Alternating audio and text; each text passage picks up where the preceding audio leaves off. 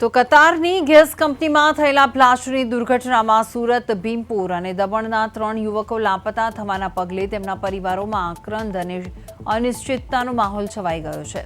આ દુર્ઘટનામાં ભીમપુરના સની પટેલ પણ લાપતા છે, જેના માટે ભાઈ રવિ પટેલ કતારમાં સતત પ્રશાસન સામે આજીજી કરી રહ્યા છે, પરંતુ કતારના તંત્ર તરફથી અસંતોષ માહિતી મળતા પરિવારો લાચાર બન્યા છે।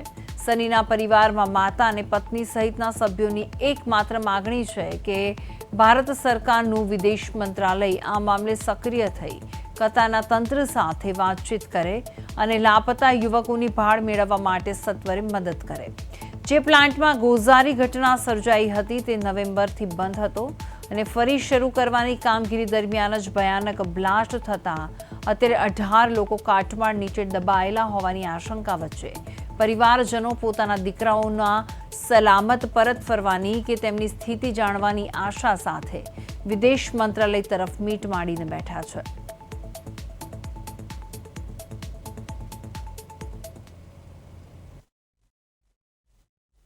લક્ષ્મીબેન સનીભાઈ ક્યારે ગયા હતા કતર અને કઈ રીતની હવે માહિતી છે? 7 મહિના પહેલાં ગયેલા સનીભાઈ, પણ હજુ કંઈ એ ખબર નથી। અમારો ફોન નહીં આવ્યો એટલે સવારના ભાઈને કીધું, મોટા ભાઈને, કે તું કોશિશ કર કે સનીનો ફોન કેમ નહીં આવ્યો।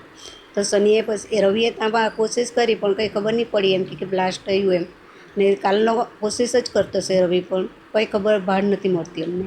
સનીભાઈના પરિવારમાં કોણ કોણ છે? એની આ મિસિસ, માં એની ને નાનો છોકરો।